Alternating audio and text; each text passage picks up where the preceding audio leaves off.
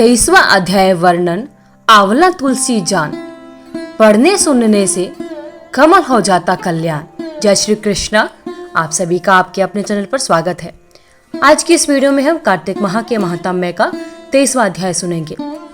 तो भक्तजनों, कार्तिक माह के महात्म्य के 23वें अध्याय के अनुसार नारद जी बोले, हे राजन, यही कारण है कि कार्तिक मास के व्रत उद्यापन में तुलसी की जड़ में भगवान विष्णु की पूजा की जाती है। तुलसी भगवान विष्णु को अधिक प्रीति प्रदान करने वाली मानी जाती है। राजन, जिसके घर में तुलसी का वास है वह घर तीर्थ स्वरूप है। वहाँ यमराज के दूत नहीं आते। तुलसी का पौधा सदैव सभी पापों को नाश करने वाला तथा अभीष्ट कामनाओं को पूरा करने वाला माना जाता है। जो श्रेष्ठ मनुष्य तुलसी का पौधा लगाते हैं वे यमराज को नहीं देखते। नर्मदा का दर्शन, गंगा का स्नान और तुलसी वन का संसर्ग, ये तीनों एक समान कहे गए हैं। जो तुलसी की मंजरी से संयुक्त होकर प्राण त्याग करता है वह सैकड़ों पापों से युक्त ही क्यों न हो तो भी यमराज उसकी ओर नहीं देख सकते। तुलसी को छूने से कामिक, वाचिक, मानसिक सभी पाप नष्ट हो जाते हैं। जो मनुष्य तुलसी दल से भगवान का पूजन करते हैं वह पुण्य गर्भ में नहीं आते, अर्थात जन्म मरण के चक्र से छूट जाते हैं। तुलसी दल में पुष्कर आदि समस्त तीर्थ, गंगा, भगवान विष्णु सभी देवता निवास करते हैं।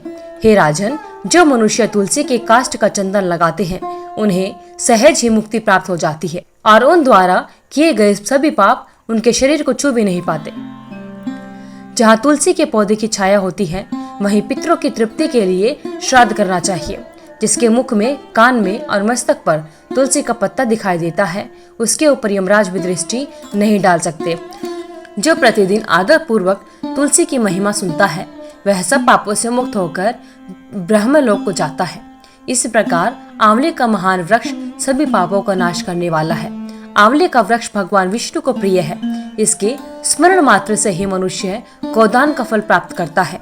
जो मनुष्य कार्तिक माह में आंवले के वन में भगवान विष्णु की पूजा तथा आंवले की छाया में भोजन करता है उसके भी पाप नष्ट हो जाते हैं। आंवले की छाया में मनुष्य जो भी पुण्य करता है वह कोटि गुना हो जाता है। जो मनुष्य आंवले की छाया के नीचे कार्तिक माह में ब्राह्मण दंपति को एक बार भी भोजन देकर स्वयं भोजन करता है वह अन्न दोष से मुक्त हो जाता है। लक्ष्मी की प्राप्ति की इच्छा रखने वाले मनुष्य को सदैव आंवले से स्नान करना चाहिए। नवमी, अमावस्या, सप्तमी, संक्रांति, रविवार, चंद्र ग्रहण तथा सूर्य ग्रहण के दिन आंवला से स्नान नहीं करना चाहिए। जो मनुष्य आंवले की छाया में बैठकर पिंडदान करता है उसके पितर भगवान विष्णु के प्रसाद से मोक्ष को प्राप्त होते हैं। जो मनुष्य आंवले के फल और तुलसी दल को पानी में मिलाकर स्नान करता है उसे गंगा स्नान का फल मिलता है। जो मनुष्य आंवले के पत्तों और फलों से देवताओं का पूजन करता है उसे स्वर्ण मणि और मोतियों द्वारा पूजन का फल प्राप्त होता है। कार्तिक मास में जब सूर्य तुला राशि में होता है तब सभी तीर्थ, ऋषि, देवता और सभी यज्ञ आंवले के वृक्ष में वास करते हैं। जो मनुष्य द्वादशी तिथि को तुलसी दल और कार्तिक में आंवले की छाया में बैठकर भोजन करता है उसके 1 वर्ष तक अन्न संसर्ग से उत्पन्न हुए पापों का नाश हो जाता है। जो मनुष्य कार्तिक में आंवले की जड़ में भगवान विष्णु जी का पूजन करता है उसे श्री विष्णु क्षेत्रों के पूजन का फल प्राप्त होता है। आंवले और तुलसी की महत्ता का वर्णन करने में श्री ब्रह्मा जी भी समर्थ नहीं है। इसलिए धात्री और तुलसी जी की जन्म कथा सुनने से मनुष्य अपने वंश सहित भक्ति को पाता है। बोले भगवान श्री हरि विष्णु की जय। तो इस प्रकार भक्तजनों, कार्तिक माह के महात्म्य का 23वां अध्याय संपूर्ण होता है। कल की वीडियो में हम कार्तिक माह के महात्म्य का 24वां अध्याय सुनेंगे। एक बार ब्रह्मा जी ने नारद जी को कार्तिक माह के विषय में बताते हुए कहा कि कार्तिक माह भगवान विष्णु जी को सदैव प्रिय है। इस मास में भगवान विष्णु जी का ध्यान करते हुए कोई भी पुण्य कार्य किया जाए तो उसका फल अवश्य मिलता है। सभी योनियों में से मनुष्य योनि को सर्वश्रेष्ठ तथा दुर्लभ कहा गया है। अतः प्रत्येक मनुष्य को कार्तिक माह में पुण्य कर्म करने चाहिए, क्योंकि इस माह में सभी देवतागण मनुष्य के समीप हो जाते हैं। इस माह में देवता मनुष्य द्वारा किए हुए स्नान, व्रत, वस्त्र, भोजन, चांदी, स्वर्ण, भूमि आदि दिए गए दान को विधि पूर्वक ग्रहण करते हैं। इन सभी में अन्नदान, जो कि सभी पापों का नाश करता है, का अधिक महत्व होता है। कार्तिक माह में मनुष्य जिस किसी मनोकामना से दान अधिक करता है, उसे वह अक्षय रूप में प्राप्त होता है। यदि कोई मनुष्य दान देने में असमर्थ हो तो उसे कार्तिक मास में प्रतिदिन भगवान के नामों का स्मरण करना चाहिए तथा गंगा जी में स्नान करते हुए कार्तिक माह की कथा पढ़नी और सुननी चाहिए। ऐसा करने से भी मनुष्य पुण्य का भागी बन जाता है।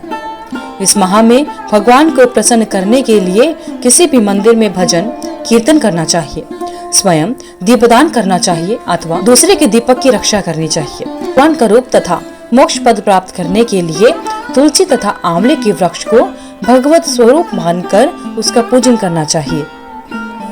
जो मनुष्य कार्तिक माह में जमीन पर सोता है, उसके सभी पाप योगों के लिए नष्ट हो जाते हैं।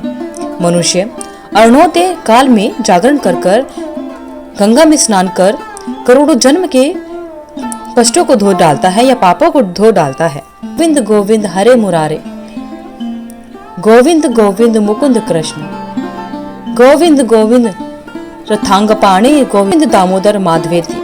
कार्तिक माह में प्रतिदिन इस प्रकार भगवान का कीर्तन करना चाहिए। कार्तिक माह में गीता का पठन एवं श्रवण करना आवश्यक होता है। इससे बड़ा कोई पुण्य हो ही नहीं सकता। कार्तिक माह में कहा जाता है कि दीपदान करने से स्त्रियों एवं पुरुषों द्वारा जन्म से लेकर अब तक अर्जित पाप, सभी पाप नष्ट हो जाते हैं। इस विषय में एक प्राचीन कथा बहुत ही महत्वपूर्ण है।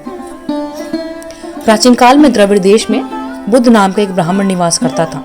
उसकी स्त्री बहुत दुराचारी थी। उसके संग दोष से पति की आयु क्षीण होकर वह मृत्यु को प्राप्त हो गया।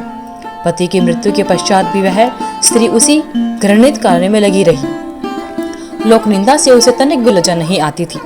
उसका ना तो कोई पुत्र था और ना ही भाई। वह सदैव भिक्षा से प्राप्त अन्न को ही ग्रहण करती थी।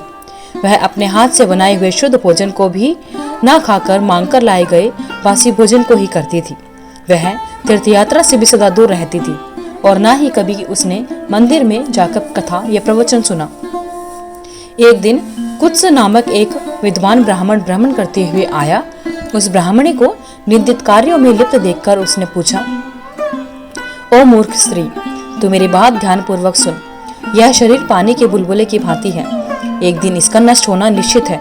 यदि तू इस अनित्य शरीर को नित्य मानती है तो अपने मन में बैठे इस मोह का तू विचार पूर्वक त्याग कर दे।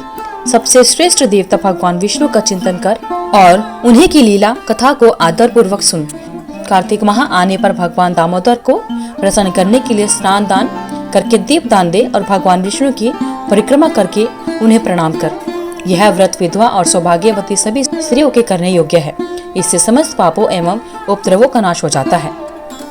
तो मेरी बात मानकर निश्चय ही कार्तिक में दीपदान कर। इससे तू निश्चित रूप से भगवान विष्णु की कृपा प्राप्त कर लेगी। इस प्रकार कहकर वह कुत्स ब्राह्मण वहां से चला जाता है। अब ब्राह्मणी ने भी पश्चाताप करते हुए यह निर्णय लिया कि वह कार्तिक माह में व्रत अवश्य करेगी। कार्तिक माह आने पर उसने पूरे माह प्रातः काल सूर्योदय काल में स्नान और दीपदान किया। कुछ समय पश्चात आयु समाप्त होने पर वह मृत्यु को प्राप्त हुई और वह स्वर्गलोक में गई। समय अनुसार वह मुक्ति को भी प्राप्त हो गई। इस प्रकार जो व्यक्ति कार्तिक व्रत में तत्पर होकर दीपदान के इतिहास या कथा का श्रवण करता है और स्वयं भी दीपदान करता है, उससे अवश्य ही मोक्ष की प्राप्ति होती है। अगर आपको वीडियो अच्छी लगी तो वीडियो को लाइक करें, शेयर करें, चैनल को सब्सक्राइब करके बेल आइकन को जरूर प्रेस करें ताकि आगे आने वाले सभी वीडियोस की नोटिफिकेशन आप तक समय से पहुंच रहे। कमेंट बॉक्स में जय श्री कृष्णा लिखना ना भूलें। आपका दिन मंगलमय हो।